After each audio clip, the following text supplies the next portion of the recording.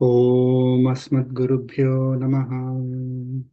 Krishno Rakshatano Jagatraya Guru Krishnam Namasyamyaham Krishne Namarasitravo Vinihataha Krishnaya Tasmai Namaha Krishna Deva Samuthidam Jagadidam Krishnasya Dasosmiham Krishne Tishtati Sarvametadakhilam He Krishna Samrakshamam.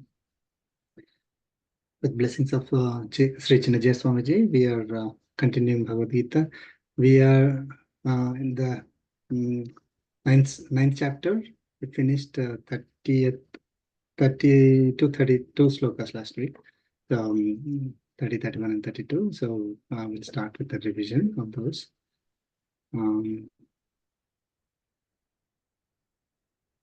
Let's start sharing.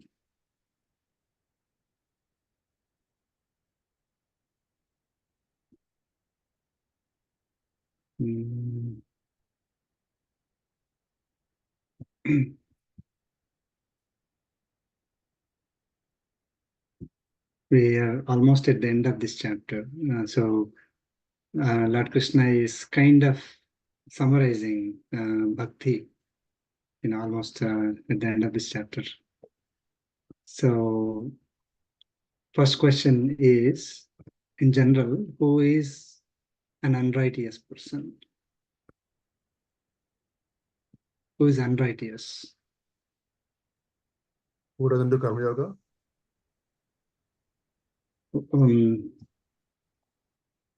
Yeah. Basically, who engages in duties that are not prescribed. Like whatever is not prescribed, they will do it. Whatever is prescribed, they don't do it. Okay. So that is, there are prescribed duties for everyone. Again, without going into all the details of what is a prescribed duty for someone, So if we are not doing our prescribed duty, we are unrighteous. In general, okay. Righteous person is the one who follows, the prescribed duty. For example, Arjuna his prescribed duty is to fight in the righteous war, right? I mean, he has to protect the innocent and punish the bad people, right? So if he's not doing that, then he becomes unrighteous person. Okay. What are the three prescribed duties for everyone? Very high level, again. Doing duties as per prescribed in the Bhagavad Gita, yes. Yes, right. And everything we do is in service to God. It's part of the first. Okay, that is one. Yes, that is yajna. Okay. Karma yoga and bhakti yoga.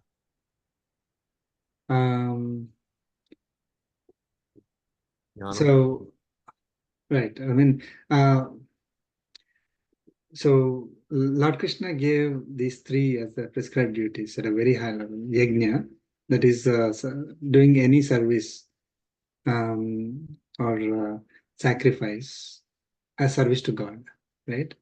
Any work, any duty that we do, that is, again, when we say duty, typically it is the prescribed duty. So it is not like hurting somebody as service to God. No, that doesn't, we cannot apply that logic then.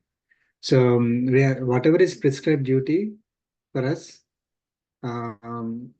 that doing it as service to God, that is yajna. Then dana, the donation, and tapas, austerity. Okay, yajna, dana, and tapas are the three prescribed duties for all of us. Okay.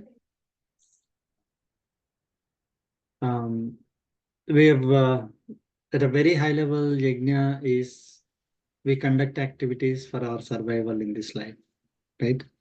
We need to survive, so we need to do the activities. So how do we need to do the activities? If we do not want to acquire karmic bondage, is by conducting those activities as yajna. as service to God. So serve all beings as service to God is a yajna. Then dana.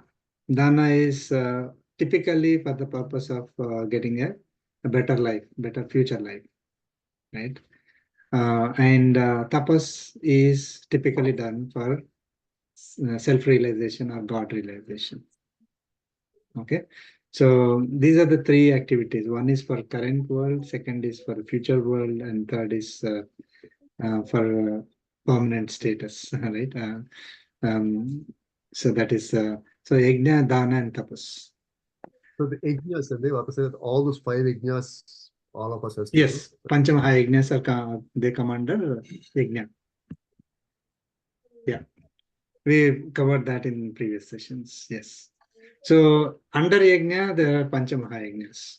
Without going into all those details again. So we have to, everyone has to conduct those Panchamaha yajnas. Deva yajna, Manusha yajna, Bhuta yajna, and all those, right?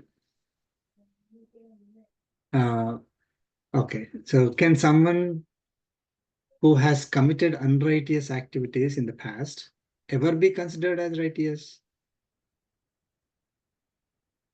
Yes. Yes. Yes, I think so. Yeah. So, oh, I was unrighteous in the past. That's it, I'm doomed. Okay, no. Okay, so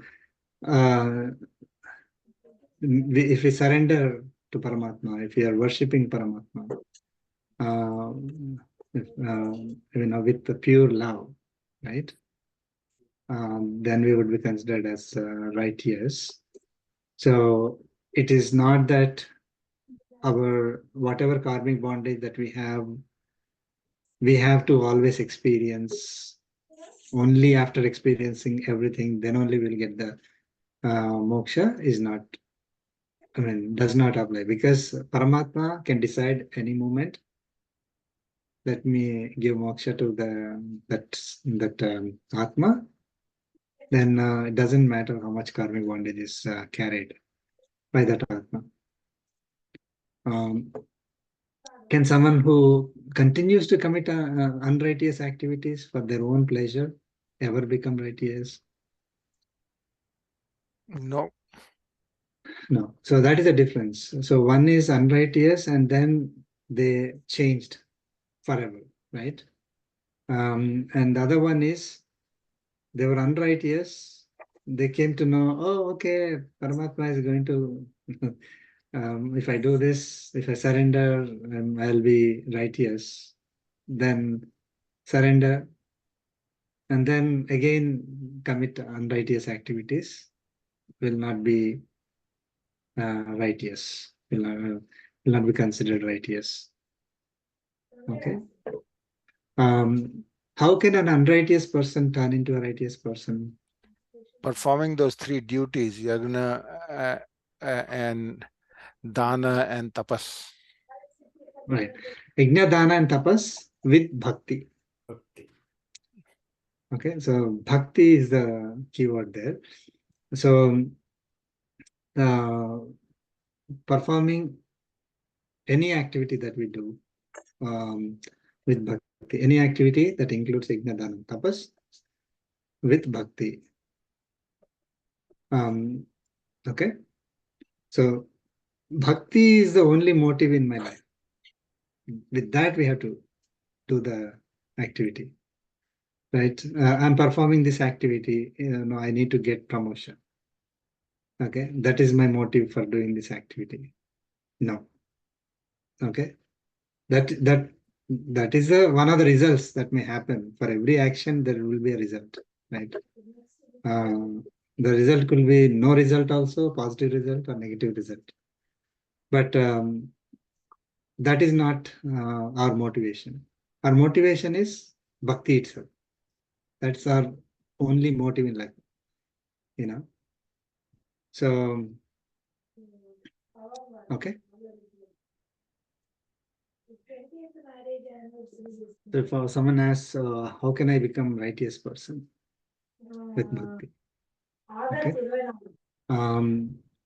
Why can the worship of God turn a person into a righteous one?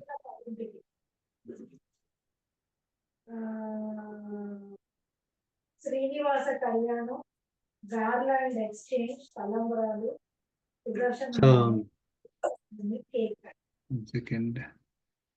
Dress code. Yeah. So how can bhakti turn somebody into righteous person?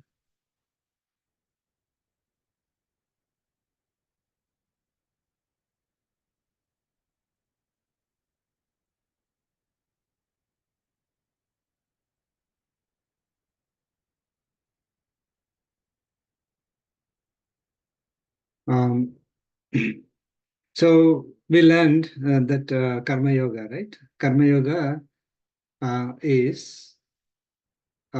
doing the activities, thinking that God is the real doer. I mean, before karma yoga, typically what we do is we say, I am the doer.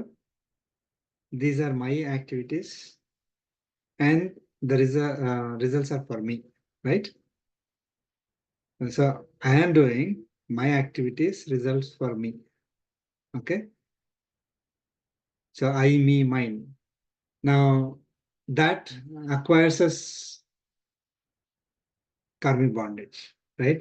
And we learn that if we do the activities thinking that Paramatma is the real doer, and these are Paramatma's activities, God's activities that I'm doing, and I'm doing, in a sense, I'm just an instrument.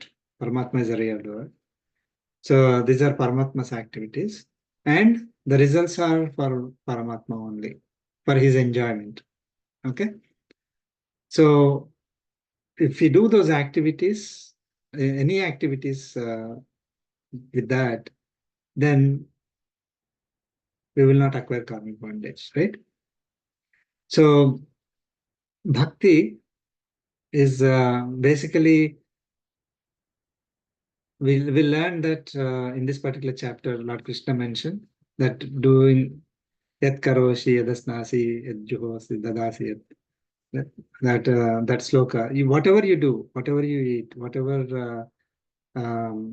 you donate, everything, any activity that you do it as my service. Okay, do as an offering to me. So when we are doing that as an offering to Paramatma, we are doing it for his pleasure, then we would not acquire karmic bondage, isn't it? So I mean, that's why karma yoga, jnana yoga, and bhakti yoga are all intertwined. One cannot be done without the support of the other. You cannot do karma yoga without having bhakti. Okay, and you cannot just have bhakti yoga and not do any karma, right? Or doing karmas as my own activities. Then you will not be doing bhakti yoga, right?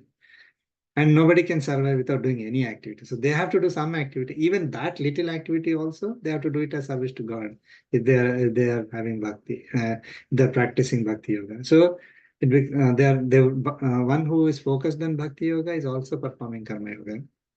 And karma yoga and bhakti yoga cannot be performed unless you have the knowledge, jnana, of the three realities, Atma, Paramatma, and Prakriti. If you don't have that knowledge, who we are, what is our goal, who is going to give that goal to me, what are the means, and what are the obstacles in achieving my goal.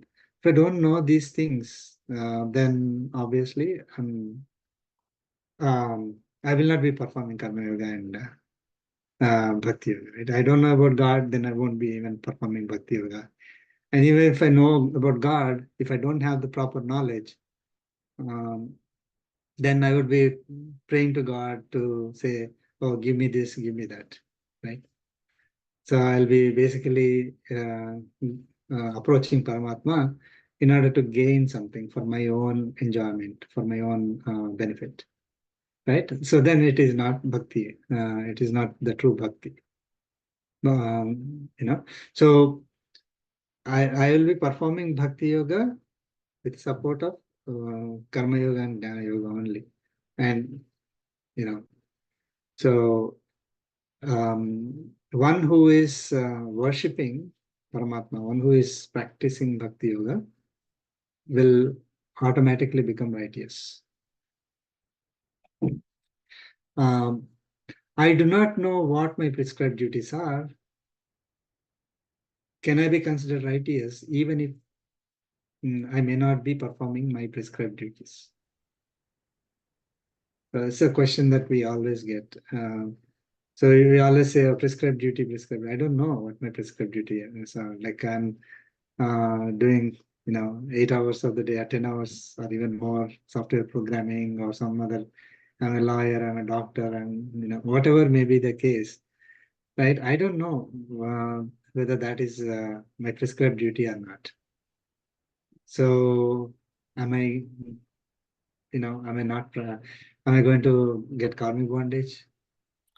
I would think we should have jnana also, right? Then only it is possible for for us to be following what we are supposed to do. If we don't have that jnana, I don't think we can be considered righteous.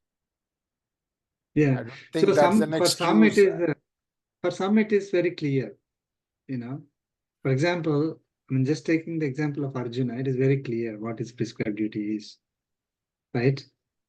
But for us, is my prescribed duty to join army or become a doctor or become an engineer or a teacher?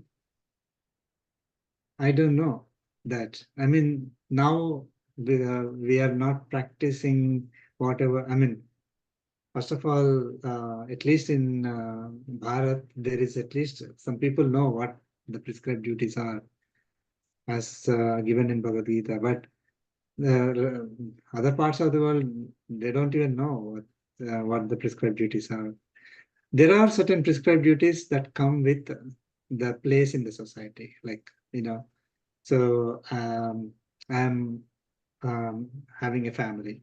So prescribed duty for me is to take care of the family. I'm living in this society, so prescribed duty is for me to protect, to take care of the society in whatever way I can. So that is fine, but I'm not doing that 100%, right? I'm doing other duties as well. So are those righteous or not? That I don't know. I mean, are those the prescribed duties or not? I don't know. I mean, keeping So the goal in mind to serve the family, right? Let's say, sir, I lose the job and then I cannot wait to find another job for next 2 months, right? And tomorrow, if someone offers me, can you tutor my child? But then can I work in Costco or some other place where I can just, continue to feed my family? That is okay, right? So that becomes that I don't know how you call it as prescribed or non-prescribed, but the goal is to keep the family running because I cannot just drop in between. right, that's perfect. So if we are doing the activities, any activity, as service to God, then we can be considered righteous. So we should not have some doubt in our mind. See, if my prescribed duty is to take care of the family, and then if I intentionally run away, or if my prescribed duty is to practice Veda, education and teaching others Vedas and Upanishads and things like that. If I know that that is my prescribed duty, and if I still run away because I don't like it, it is hard for me. This with that, if I run away, then yes, I mean we are unrighteous, right? Not performing prescribed duty.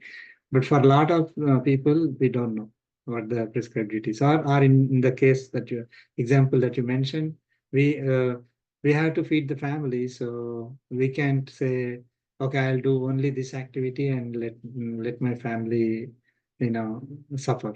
No, we have to take care of the family, so we may do other activities as well. So that does not make us unrighteous. I think this question came up earlier, or even in Bhagavad Gita, places where Lord Krishna mentions that, these are the classes of the society, and these are the activities that are assigned, prescribed for each of the classes of the society. We have some slokas. If I know those activities are assigned for me, prescribed for me, and again, this will explain later when the slokas come, but I took birth in those families where I am naturally, going to like those activities.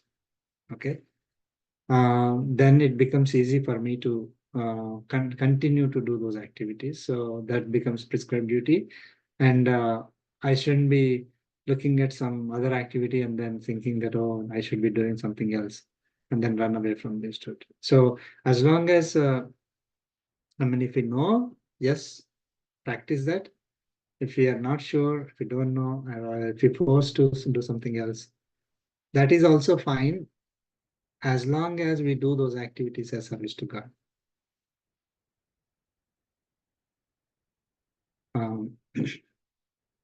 Okay.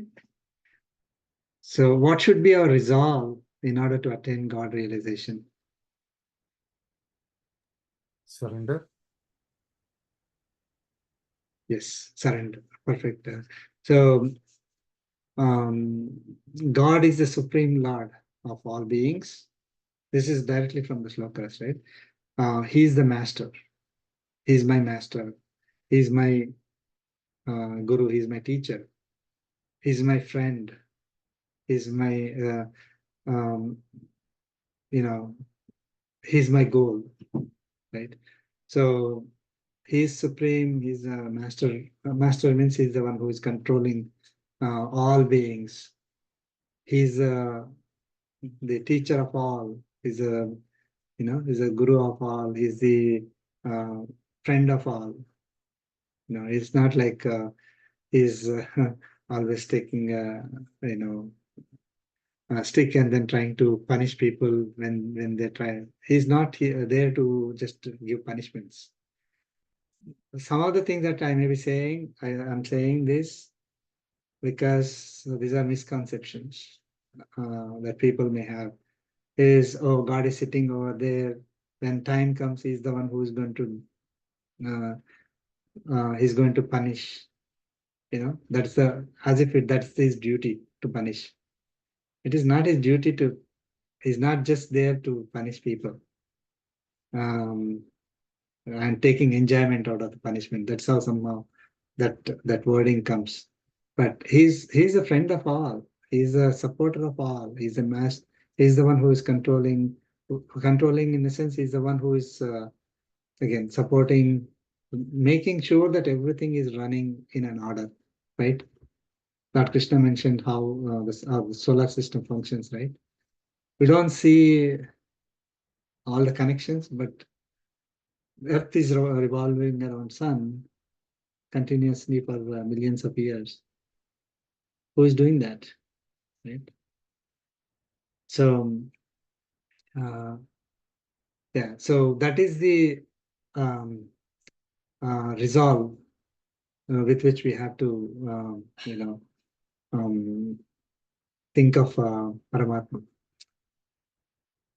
And like, I want to attain Paramatma. Okay, that is and with this resolve, I have to do. So what happens when we have this resolve? Right? See, when I say this, I mean, whenever we want to achieve something, right? I mean, typically, I want to get in a win a race, for example. I want to win. So I have a resolve. I have to do this, right? So why I want to do it, I know, right? And with that resolve, if I I'm going to achieve this. With this resolve, I'm going to do it. Okay. So with that resolve, we have to approach Paramatma. We have to consider him as our goal.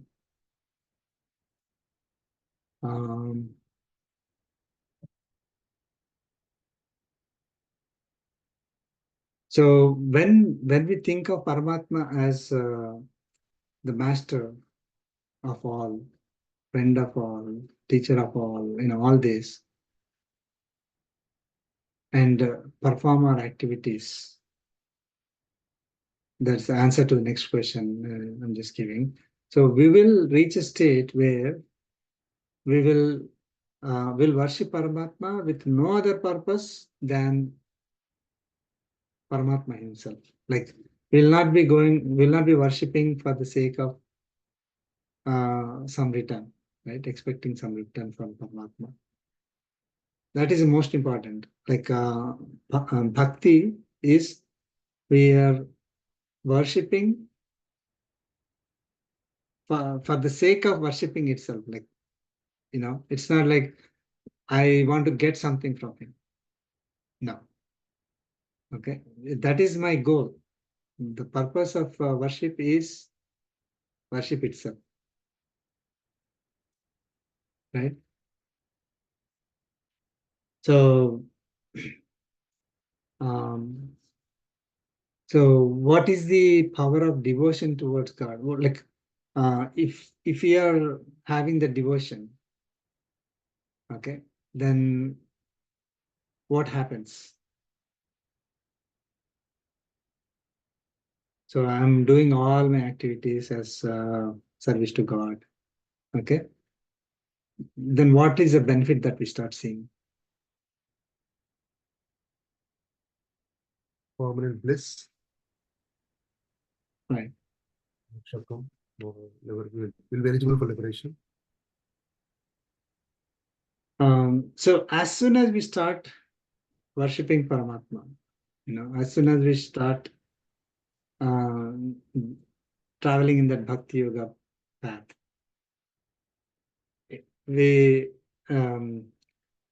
start clearing our rajas and tamas, ill effects of rajas and tamas. So earlier we would be like not having control on ourselves. Rajas and tamas will be showing effects on us. See, Prakriti is made up of sattva, rajas, and tamas. Prakriti, that includes our body. And we are getting influenced by sattva, rajas, and tamas every second of our life, right? So if we are not showing devotion to Paramatma, the ill effects of rajas and tamas, the rajas and tamas start acting up. Okay. So, but when we start traveling in the path of bhakti, then rajas and tamas will be controlled.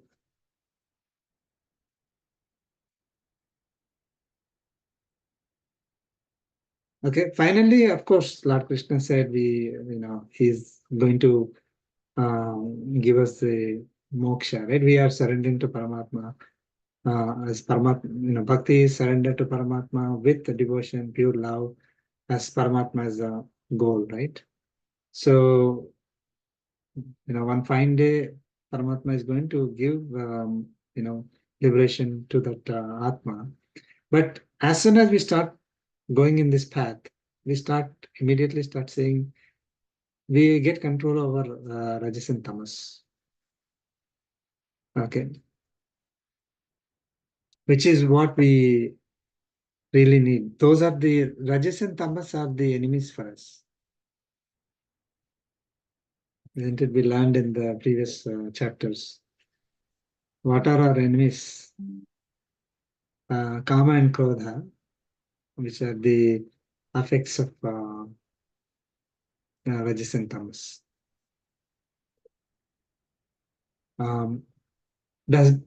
Next question is, does Bhakti start clearing our sins?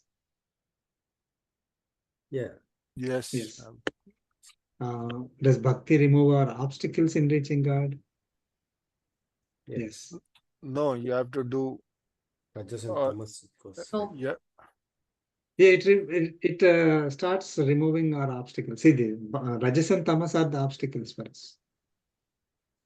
Those create ignorance in us. Those create false, false impressions on us. And with bhakti, we will not be influenced by the rajas and tamas. Sattva rises up. We start getting, knowledge. We start. So again, karma yoga, jnana yoga, and bhakti yoga will work together in, in elevating us, right? How can we overcome kama and krodha with bhakti? I'll skip that one. Basically, um, bhakti starts clearing the ill effects of rajas and tamas, and the ill effects of rajas and tamas are the kama and krodha. So with that, so it starts. We would be able to overcome. So somebody says, "Oh, I'm having a lot of desires," right? How do a lot of desires?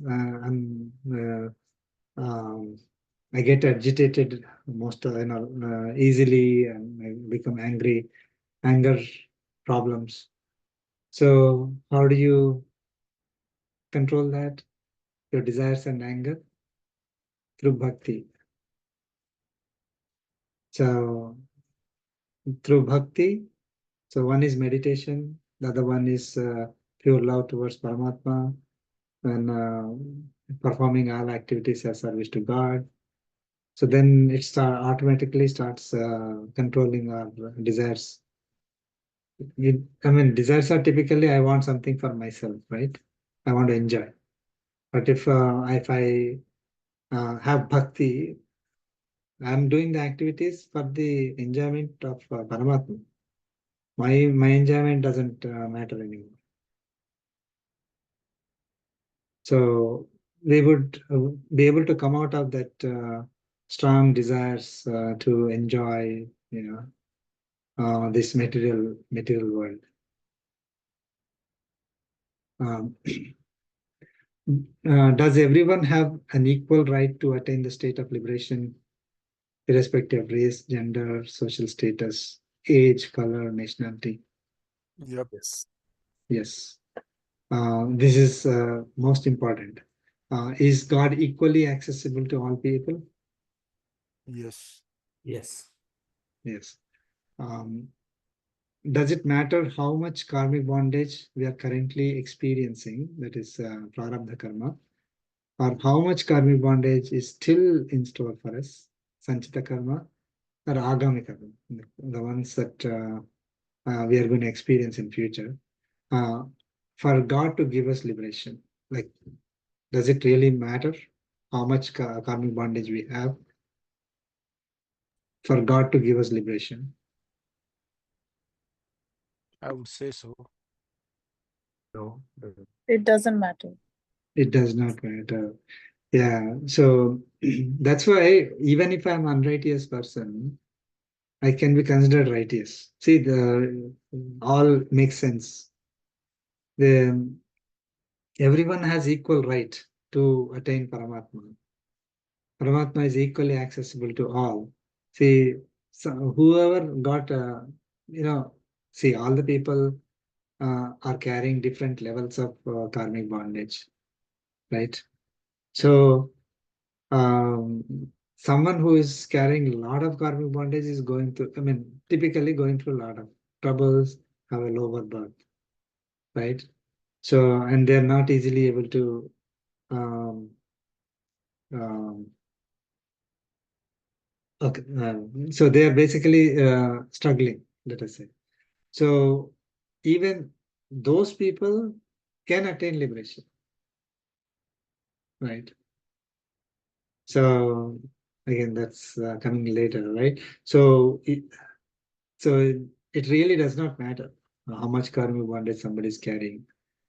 Now, it also means that karmic bondage need not become zero in order for Paramatma to give liberation. Okay.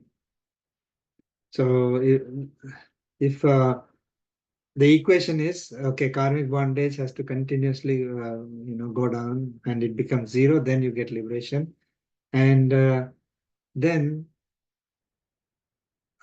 it will probably never happen. Because karmic bondage, we have so much karmic bondage that it will never become zero. And every activity that we do continues to acquire us more karmic bondage unless we are practicing all these principles, right? Karma yoga, bhakti yoga, jnana yoga to the letter. So it is definitely not possible for someone to attain a state of karmic bondage becoming zero through their own efforts. Okay, so I'm practicing karma yoga, jnana yoga, and bhakti yoga, and my karmic bondage will become zero in this life. Never happens. Okay, so it is Paramatma who, who will grace us. Paramatma will grace us with the liberation, irrespective of the karmic bondage.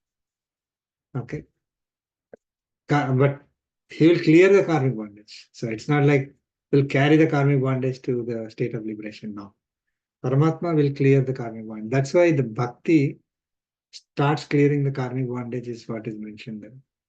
Karma yoga also starts clearing the karmic bondage. Okay. So with bhakti, you are doing activities, which is karma yoga, and karma yoga starts clearing the karmic bondage. So, but it need not be zero if Paramatma wants to give us liberation. So we don't have to worry about how much karmic bondage we have. Okay. If everyone has equal opportunity to attain the ultimate goal of liberation, why are only few people eligible to attain that state? Because only few people have that, acquire that jnana. Yes. Yeah. So people don't know about God, or they don't know bhakti. Okay. And they don't surrender to God. So obviously, it is not that Paramatma does not want to give liberation to us, but people don't take the opportunity to know about Paramatma. See, he is equally accessible, but we need to take that opportunity. We need to practice Bhakti Yoga for us to proceed in the right direction, right? But if we are not practicing, if we are don't want to know about God, I want to enjoy my life, then obviously they will not get liberation, even though we have equal opportunity. Uh, what is the most important criteria for attaining this state of bliss, ultimate state of bliss or liberation? And answer is this particular chapter. Parama is a single goal, right? That's what the goal is. Parama. Most important criteria is bhakti. Okay, bhakti, surrender to God with love. Do our chances of liberation increase or decrease based on the type of work we are doing? No. That's correct. No, it does not. So this is a typically people think, oh, this type of work will give me more punyam, more. I mean, of course, they only talk about punyam and papam, but in reality, punyam and papam both are karmic bondage only. So if this type of activity will give me liberation, that other type of activity will not give me liberation is not correct. Any activity that we do is equally, can equally give us liberation, can equally clear the karmic bondage. that is why when Lord Krishna mentioned that there are 4 classes in the society, you know, each class. So that I put in a goal. Yeah, so each class has certain types of activities. Prem, you were saying something? Okay, okay. So each type of activity, like assigned to this particular set of people, some of the activities seem lower, right? Lower class. But it does not matter what type of activity that is. Each activity is equally capable of clearing the karmic bondage. Okay. What is the principle of equality that Lord Krishna explained in this in Shloka 32? I'll just give the answer. So God is equally accessible and approachable to all. Yeah. Everyone has equal right to attain liberation, irrespective of race, caste, gender, class, wealth, our nationality, or any other, materialistic distinction. So that is the equality. It is not that the equality does not mean that anybody can do anybody else's job, right? That so it is that is not the. I mean, if you have the skills, you can do it. That's not a, nobody's stopping. But thinking that everyone is has equal opportunity to do any job, okay, and even if you don't have skills, you have to let me do it. That is not the equality. I mean, even the companies don't allow that, right? They will interview, like nowadays, 5-6 rounds of interview, and then only they take people. And after a few years, they're fired, saying that you are not doing what you're supposed to. So the it is not that anybody can do any job in the society. That's not the equality. The equality is any type of job we do, you have the equal opportunity to attain Paramatma.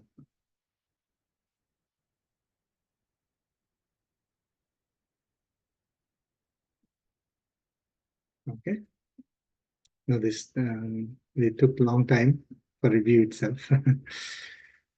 Any questions on this one?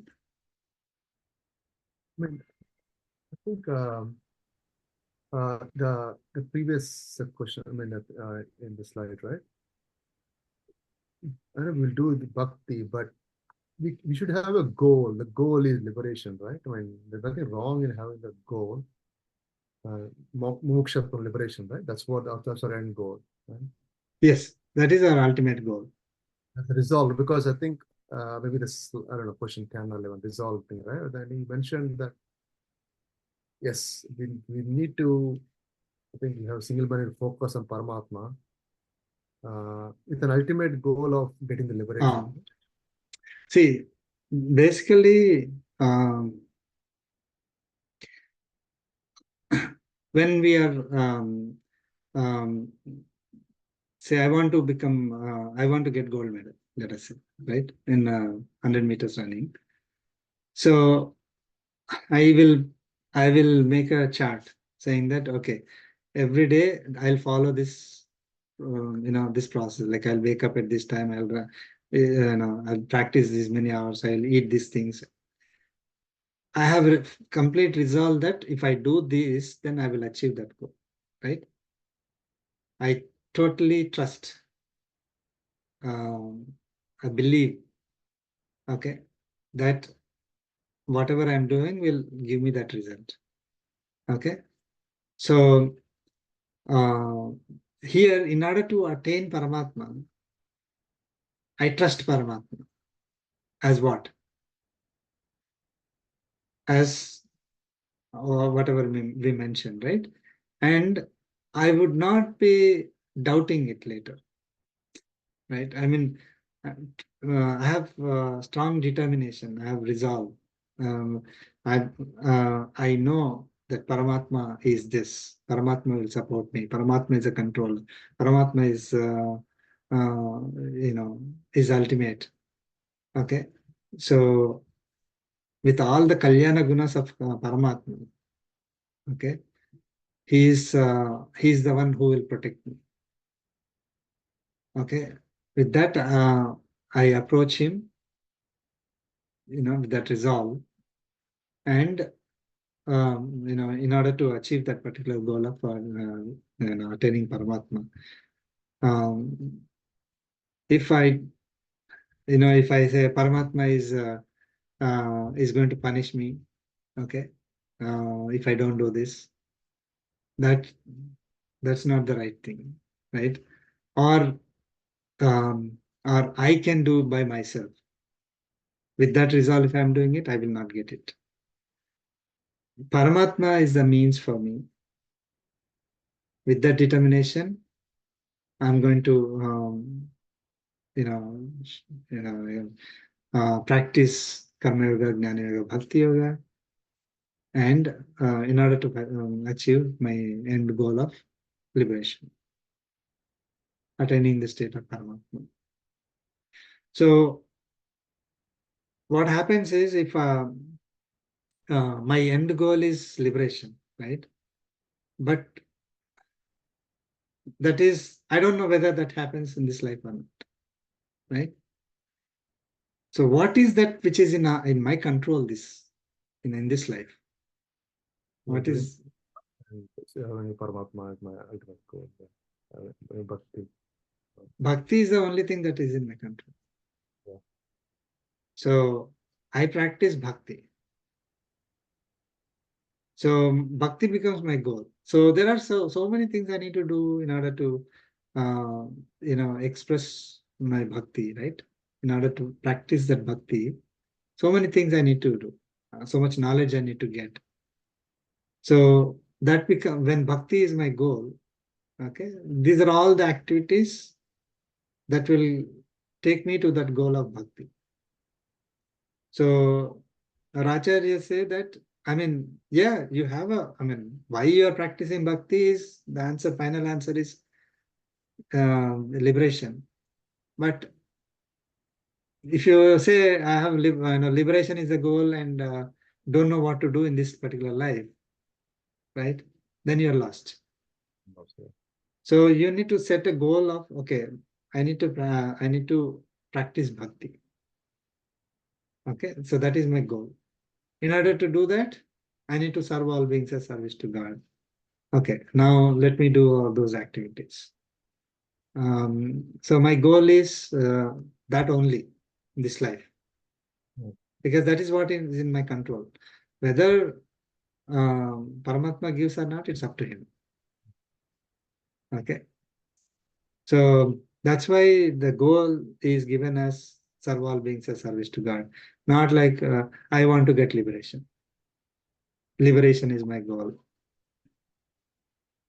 Right, and then it's like we don't know what to do after that.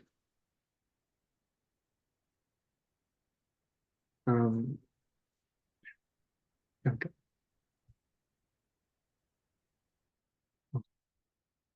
We'll start with the next sloka. Hope we'll complete in 30 minutes. We have 2 more slokas for this chapter. Okay. Let's move to sloka 33.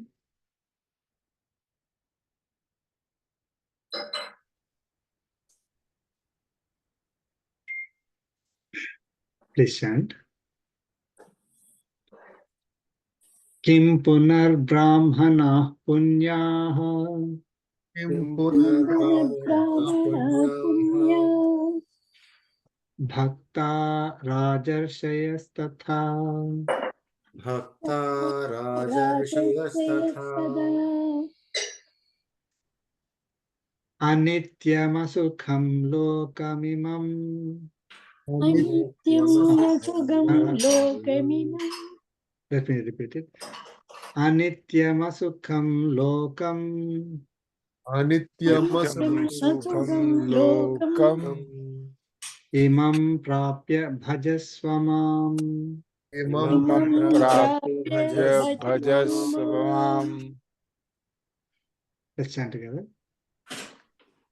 Kim Kim kim Purana brahmana bhunyaya Bhakta bhakta Rajasya rajasya Tata tata Anityam Anityam Lokam Lokam lokam Imam Prapya Imam Bhajasvamam. Prapya prapya bhajasvam. Bhajasvamam.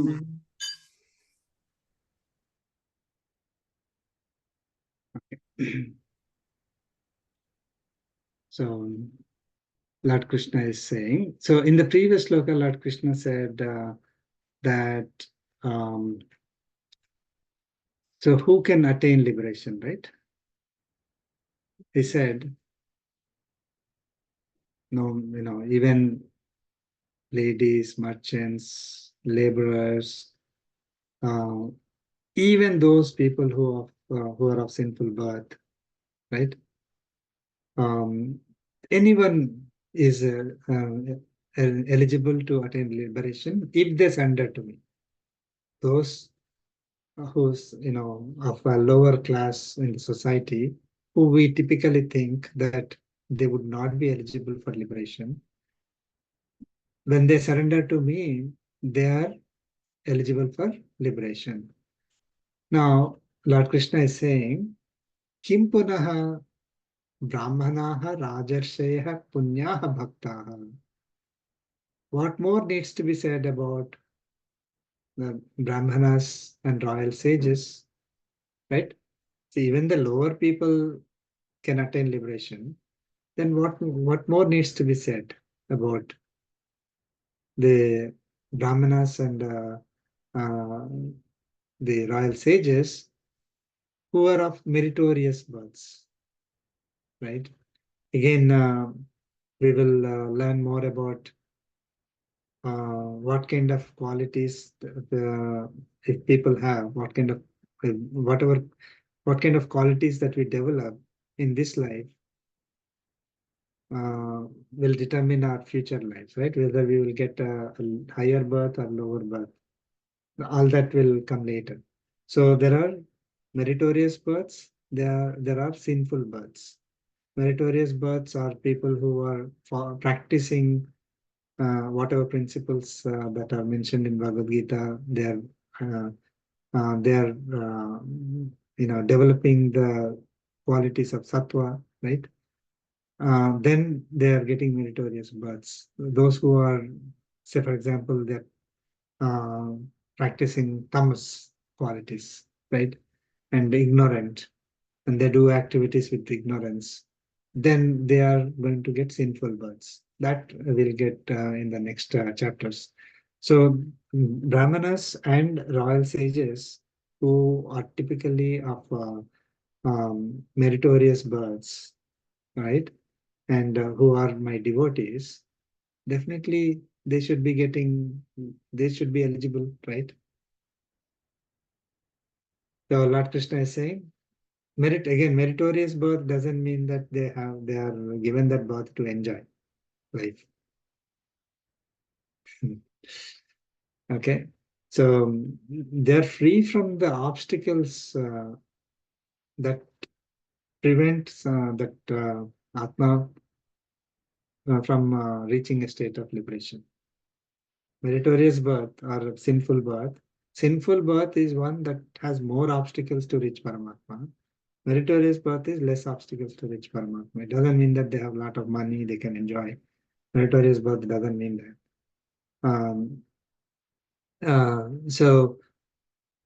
But if our goal is to reach Paramatma, obviously meritorious birth is what we need, right? It is a lot more valuable than having money or other materialistic enjoyments. So those the Brahmanas and the Rajarshis, the royal sages, who are of meritorious births and who are the devotees, they have less obstacles in reaching me. So obviously they will be able to, they are going to be eligible for liberation, isn't it? So Lord Krishna is saying, Tatha Bhaktaha Rajarshayah Tatha. So, right, they will attain the state of liberation. And Lord Krishna is mentioning, Anityam Asukham Lokam Imam Prapya Bhajasvamam. Okay, so Anityam Asukham Lokam Prapya. So Lokam is this world. Having obtained, Prapya is having obtained this world of what is this world characterized by? Anityam and Asukham. Anityam is not permanent, transient. Asukham is full of miseries. Right? So previous loka Lord Krishna said, even people of sinful birth also are eligible for liberation if they surrender to me. Then those who have meritorious births, who are already devotees, then what more needs to be said about them? Or what kind of problem they will have? They will not have those problems. So they will also be eligible for liberation. Right? So when everybody is able to is having the equal opportunity to attain liberation by surrendering to me,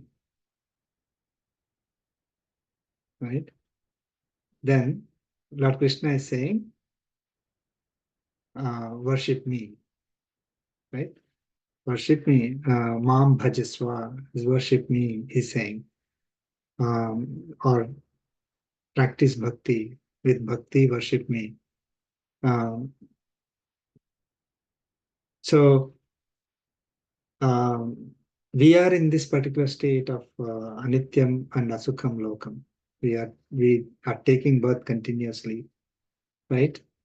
So you need to get out of that. In order for you to get out of that, you worship me.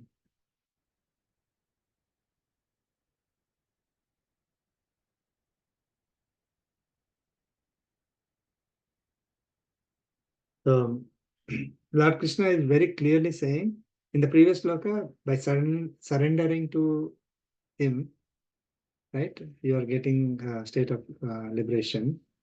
And so worship me. Worship also includes surrender, right? So surrender to me and come out of this current state of having this, taking birth in miserable world again and again.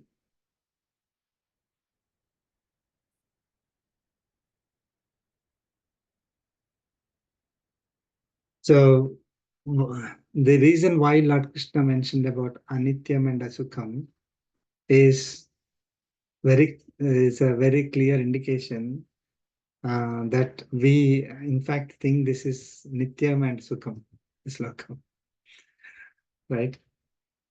So his typically what we people from the day they're born till the last moment, even if somebody says that you're leaving, still people kind of think that they are going to live forever, right? So we have to maximize the enjoyment, right? That's the goal people have. So thinking that this is the world for me to enjoy, right? So, thinking that this is permanent, this is going to be permanent. Okay, that is the typical mentality that we have, and Lord Krishna is saying, no, that's our births in this world. Basically, we shouldn't be thinking that they are permanent and for our enjoyment. It is in fact transient. This is not going to be permanent. Our birth is not, our life here in this particular body is not going to be permanent, and we will always have miseries. Just for academic purposes, there are 3 types of miseries that we experience. Tapatrayas, they say. Okay, threefold afflictions, tapatrayas. Does anyone know this tapatrayas? Yeah, Adi Bhautika, Adi Daivika, and Adhyatmika, I think, right? Perfect. Yeah. Very good. Very good. Yeah, Adhyatmika is problems caused due to our own actions. Okay, Adhyatmika, Atma is the keyword there.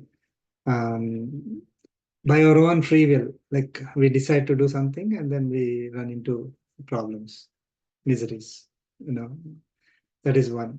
Adi Bhautika. Adi Bhautika is problems caused due to actions by other beings, other bhutas, right? Like other people around us, other, nature, animals, anything, the rest of the nature, okay, including people. So due to them, we face some problems, okay. Adi Daivika is problems caused due to nature.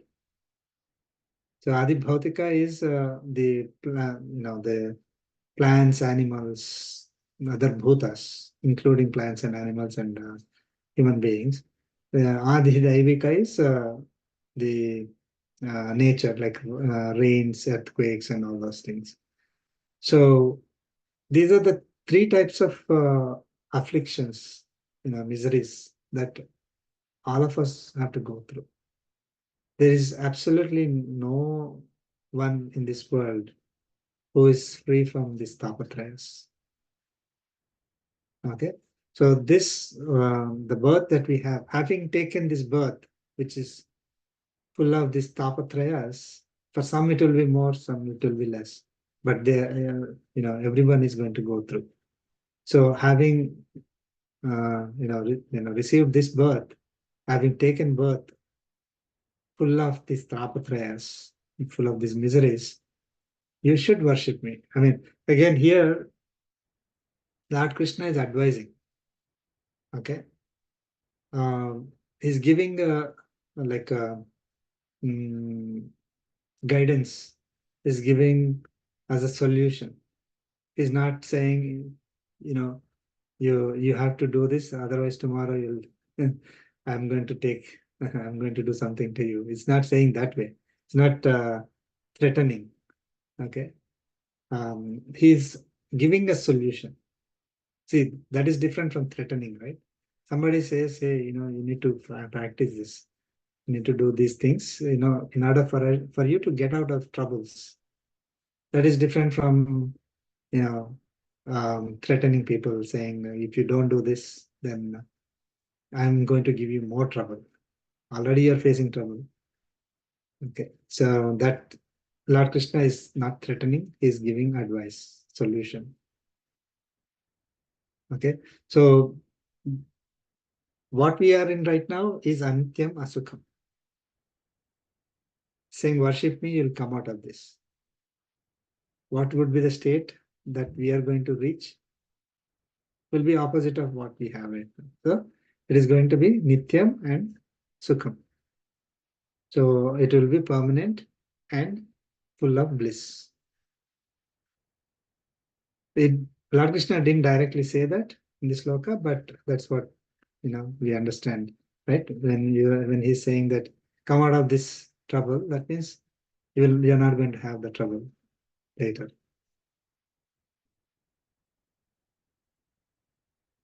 Okay. So last sloka in this chapter. Shloka 34. Please chant. Manmana bhava madbhakto Mandana bhava madbhakto To madhyaji mam namaskuru madhyaji mam namaskuru mame vaishyasi yuktvaivam mame vaishyasi yuktvaivam atmanam matparayanaha. atmanam matparayanaha. Let's chant together. Manmana Manmana bhava bhava madbhakto madbhakto madhyaji madhyaji mam Namaskuru guru mame mame vaishyasi vaishyasi yuktvaivam yuktvaivam atmanam atmanam matparayanaha. matparayanaha.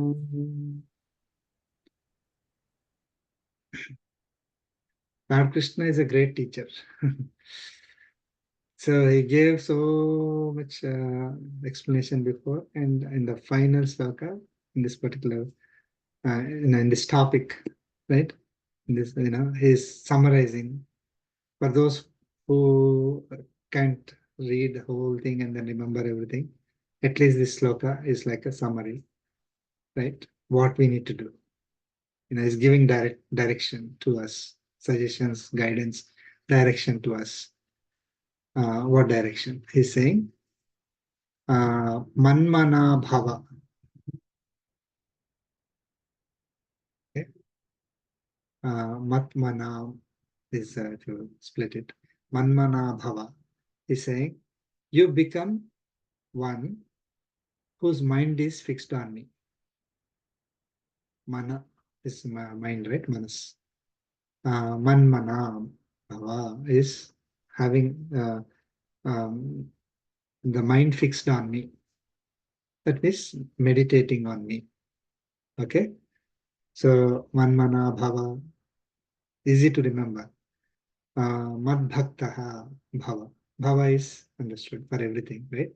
So, become. So, what you need to become? Madbhaktaha. Become one whose heart is filled with unconditional love. See, bhakti is pure unconditional love. Okay? Very simple terms. So, become my bhakta.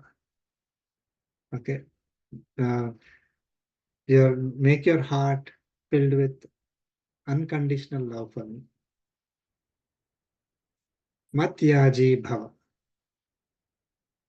Become one who worships me. Yaja, right? The worship or puja. One who serves me with no expectations. So, Matyaji is doing all activities as worship to God without any expectations in return. Okay? There's no motivation. There's no other motivation. Just doing activities as worship. That's it. Okay. Am I going to get gain? People are going to give me money or praise, or I'm going to get higher position, status. I'm going to get punya. No, don't think of anything. Just doing the activity as his worship. That's it. That is Matyaji Bhav. Okay. Mam Namaskuru is offer, prostrations. Mam Namaskuru. Bend down, prostrate. So these four. Okay. What are they? Manmana Bhava, Madbhaktaha Bhava, Manmanaha, Madbhaktaha, Matyaji, Mam Namaskuru. Okay. Mind fixed on me, meditating on me continuously. Okay. Madbhaktaha, having pure unconditional love. Fill your heart filled with unconditional love. Matyaji, and doing all activities as worship. Okay, everything as his worship, without expecting anything in return, and offering prostrations to Paramatma. Yuktva evam atmanam, after engaging manas in this manner, yuktva, engaging, after engaging evam in this manner, atmanam manas, matparayanaha, taking shelter in me,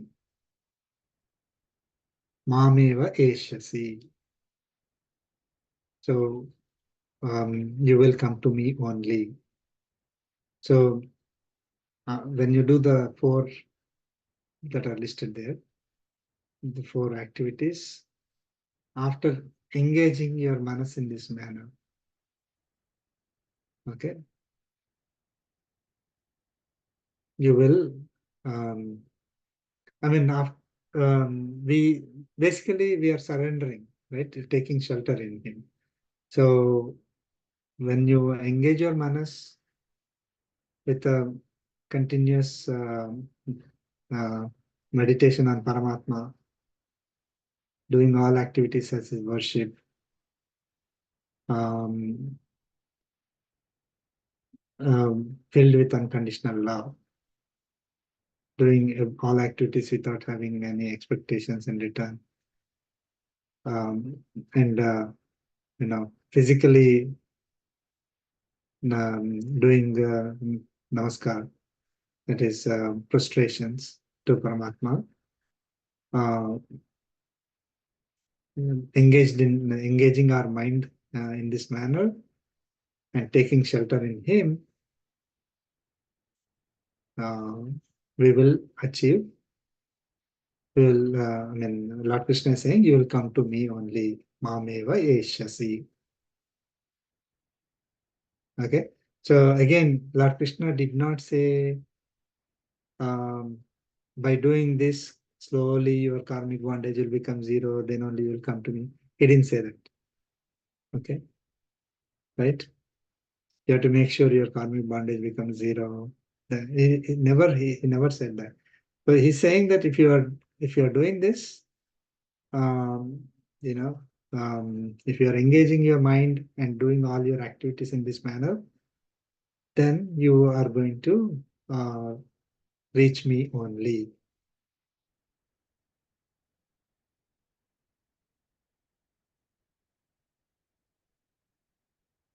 Okay, so this is the summary.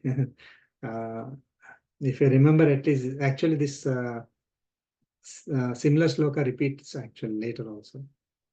So, those who know, yeah. So how do we? This bhakti, right? Filled with unconditional love. What does that mean?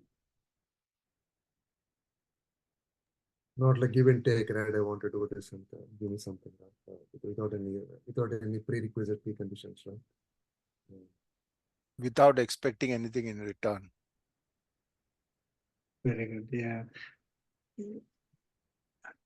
Wonderful. Yes. Gratitude. Yes.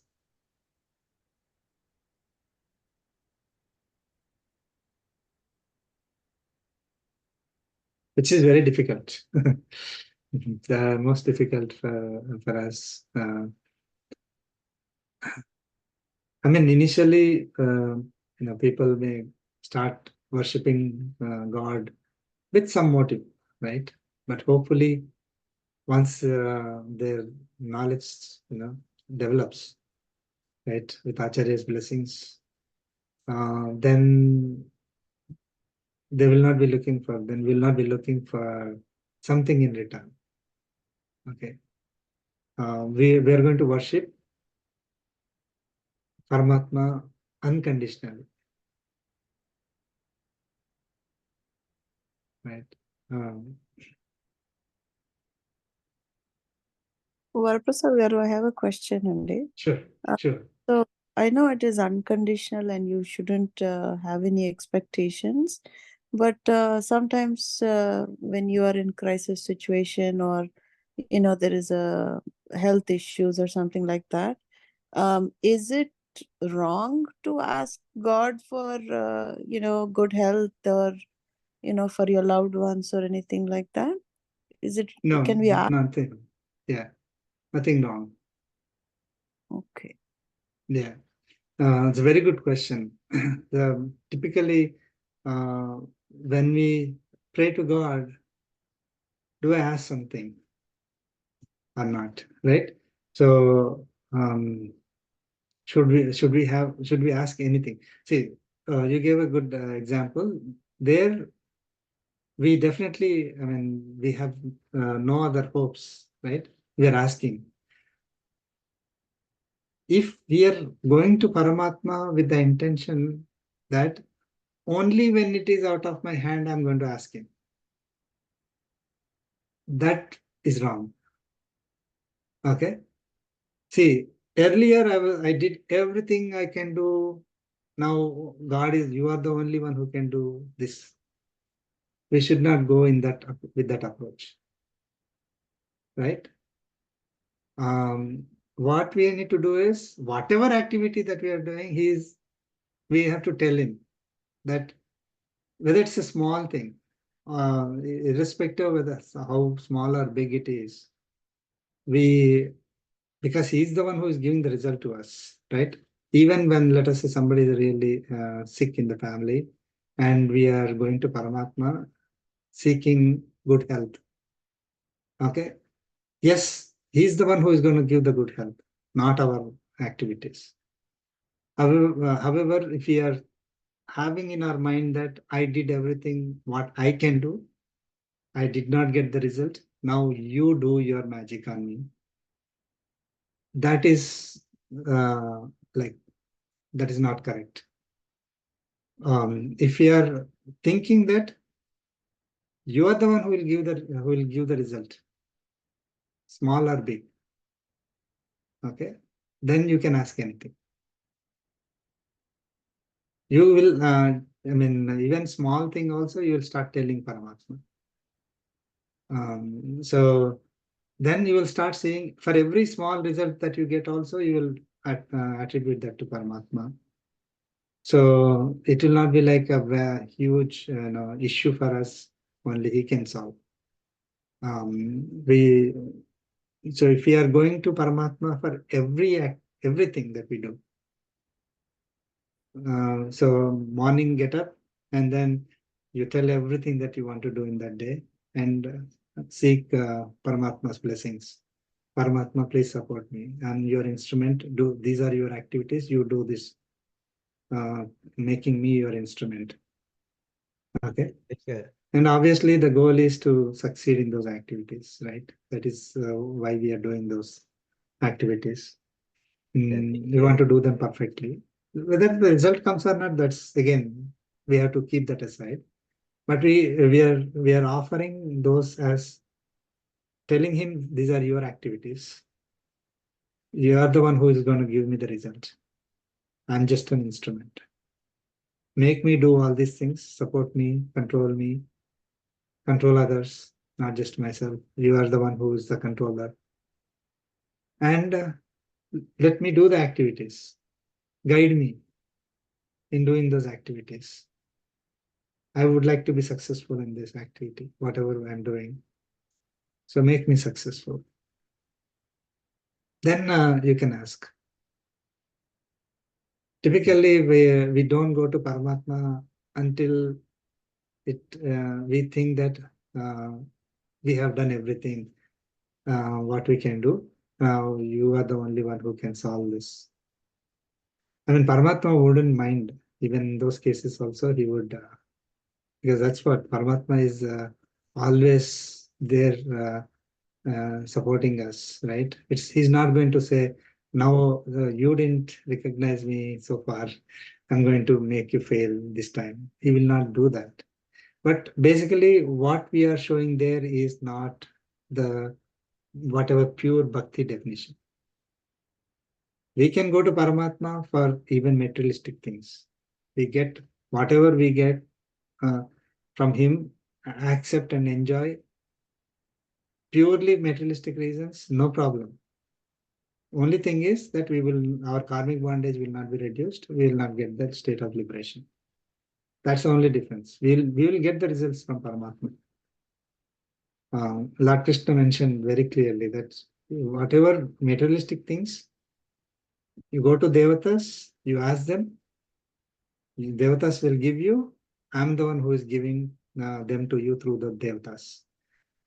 You directly, I mean, even if you are worshipping devatas, you are the one who is worshipping me only through the devatas. Okay, so materialistic things that we are getting from devatas is from him only, right? Or if we go approach directly Paramatma himself and seek materialistic things, then still we are getting the, I mean, we get the results, we enjoy the results. That's absolutely fine. There is no penalty that, oh, you came and asked me, no, I'm not going to make you successful. He will not do that. So only thing is we are not on the path towards liberation.